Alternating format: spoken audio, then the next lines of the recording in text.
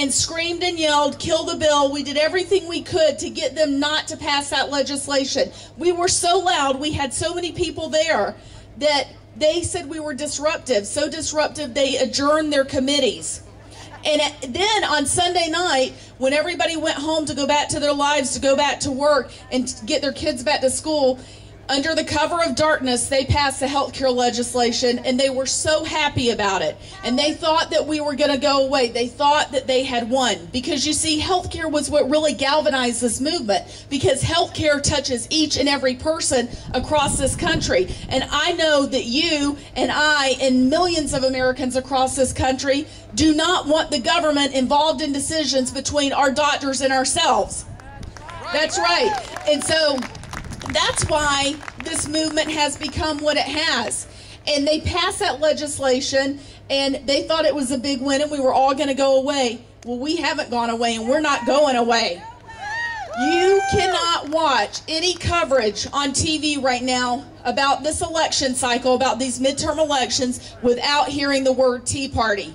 And when they talk about Tea Party, they're talking about you and I, about us, because we are shaking up Washington. We're like a landscape company that's coming into Washington, D.C. and changing the political landscape.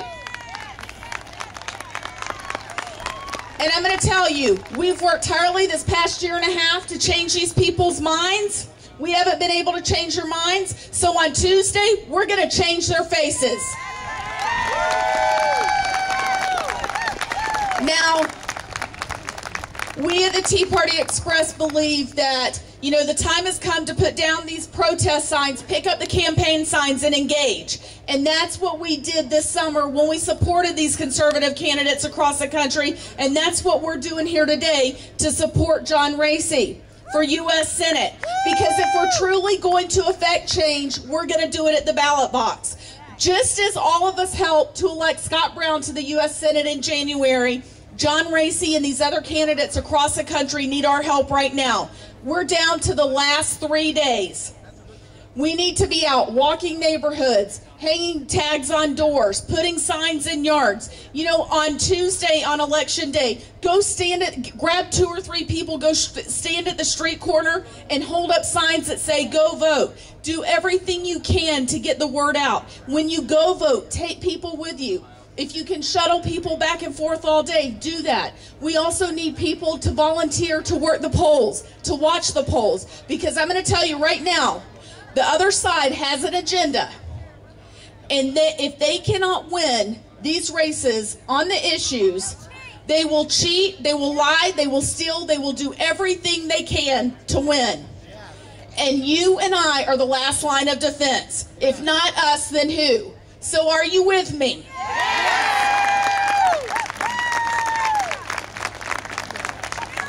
You know, I can see November from this stage. That's right. And on Tuesday, we're going to take out the trash.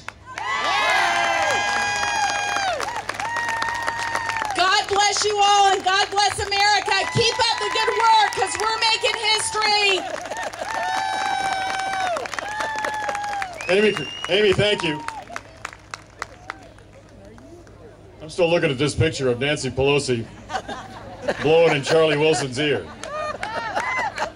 Is Bill Johnson going to make it? Yeah, he is. Let's get serious here. Let's get even more serious, ladies and gentlemen. We talk a lot about politics and personalities and all that. I want to remember for this segment of our presentation the men and women who are defending our country in the armed forces of the United States. And to remember particularly a particular young man, representative of the courage and the character of the young people who serve in our military. I want to bring up Gold Star mom, Debbie Lee, the mother of Mark Lee, who gave his life in Iraq. Debbie.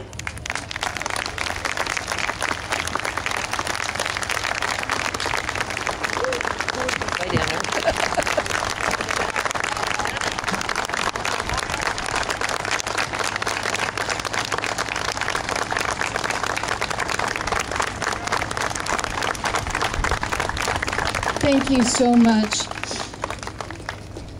It's always hard when that happens then to speak. I'm very deeply touched by your show of support for my son and the sacrifice that he made.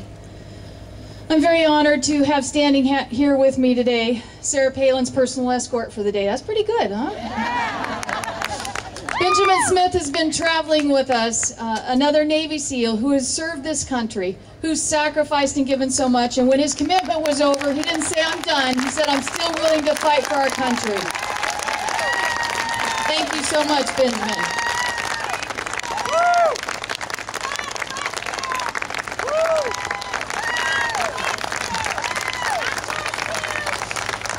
How many of you woke up this morning and you were grateful that you woke up in America with the freedoms that you have each and every day?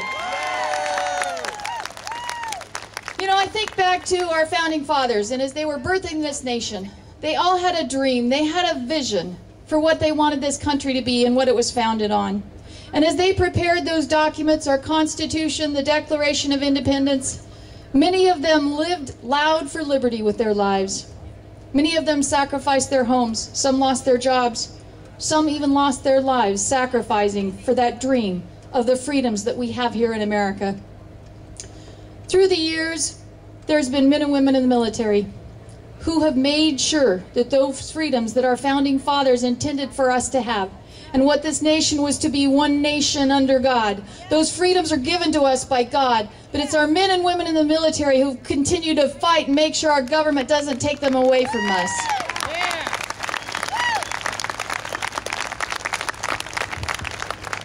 I'm the president of America's Mighty Warriors, which was founded in response to my son's last letter home. Mark's name means mighty warrior, and I'm sure once you hear his story, you will agree he definitely lived up to that name. But it's not just about Mark, it's about each and every one of you who have served. My oldest son, Christopher, served in the Marines, so I'm very proud of the Marines. Do we have any Marines out here? I can't hear you. My son-in-law, Christopher, served in the Army. Do we have any Army out there? Yeah. Mark was in the Navy. Where's our Navy guys and gals? Woo! My brother today is in Afghanistan on his 7th deployment. He's in the Air Force. Where's our Air Force guys and gals? So as you can tell, there's not any branch of the military that I don't love and support. There isn't anything I wouldn't do for them and for their families. So it's my honor to stand here today and thank all of you who've served. If you raised your hand and served in the military, would you please stand up so we can give you a huge round of applause?